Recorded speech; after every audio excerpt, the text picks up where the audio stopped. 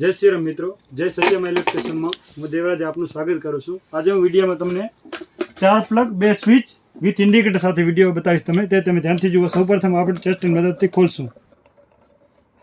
तमे जोई शको छो आ बोर्ड खोली गयो छे। आनी अंदर आपणे 4 प्लग आवशे अने 2 स्विच आवशे, बराबर, अने विथ इंडिकेटर आपणे आवशे। तमे जोई शको छो। तमे ध्यानथी जोजो मित्रों कनेक्शन केवुं आनुं थोडुं हार्ड कनेक्शन आवे। तमे ध्यानथी जो સૌથી પહેલાં જે આ ઇન્ડિકેટર આવે છે, ઇન્ડિકેટર લાઇટ આવે છે, એકવાર ન્યુટ્રલમાં ને એક આપણે ફેસમાં દેવાનું આવે છે। હું ઉપર તમારું ન્યુટ્રલ વાયર કનેક્શન તમને બતાવું છું। આ બ્લેક વાયર આપણે ન્યુટ્રલ માટે લીધો છે। આ ન્યુટ્રલ વાયર છે, બરાબર। હવે કોઈ પણ સ્વિચ કે સોકેટની ઉપર લખેલો છે ન્યુટ્રલ કે ફેસ, આમાં જોઈ શકો છો। આમાં આ સાઈડ લખેલ ન્યુટ્રલ લખેલ છે, એમાં હું બ્લેક વાયર દઈશ આમાં।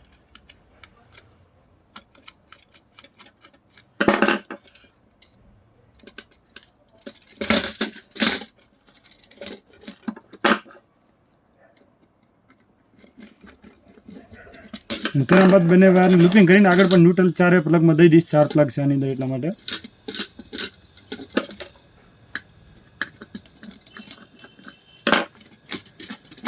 આવી જ રીતે સેમ આપણે 4 પ્લગમાં દેશું। આપણે લાસ્ટ એક ન્યુટ્રલ વાયરનું કનેક્શન કરી નાખશું। એક એલઈડી લાઇટ છે એનું, ન્યુટ્રલ વાયરનું, અને જે બહારથી આપણે ન્યુટ્રલ વાયર આ જે લાંબો વાયર છે એ આપણે મેઇન બોર્ડમાં દઈશું, એનું પણ કનેક્શન કરી દઈશું। તો તમે જુઓ,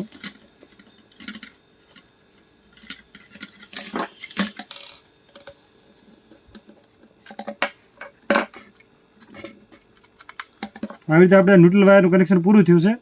હવે આપણે ફ્રેશ વાયરનું કનેક્શન કરશું। હવે આપણે ફ્રેશ વાયરનું કનેક્શન કરશું, એટલે એક સ્વિચમાં 2 પ્લગ રાખવાના છે આપણે, બરાબર।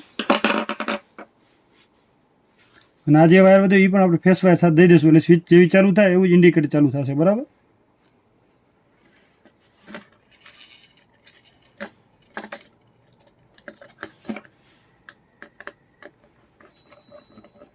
આપણે બે પ્લગનું દેવાનું છે, એટલા માટે આપણે લૂપ કરશું, લૂપિંગ કરશું એક વાયર।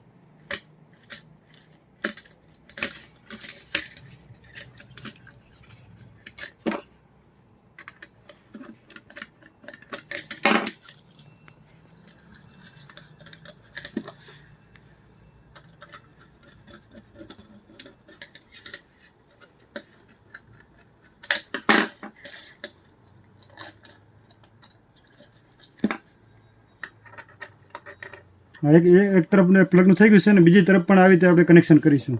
હવે આપણે ફ્રેશ વાયરનું કનેક્શન દઈશું આની અંદર।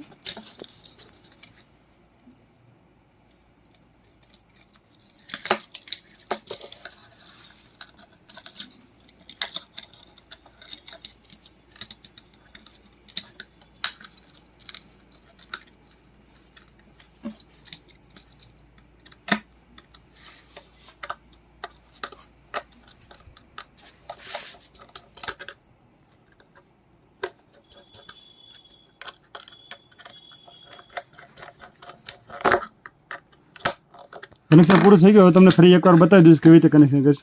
સૌથી પ્રથમ ન્યુટ્રલ વાયર ઇન્ડિકેટરમાં દઈને અહીંયાથી ન્યુટ્રલ, આ ન્યુટ્રલના 4 તરફ ન્યુટ્રલ, એના પછી આપણે ફેસ વાયરનું આ સ્વિચમાંથી આ બંનેનું પાવર જશે, આ સ્વિચમાંથી આ બંનેનું પાવર જશે।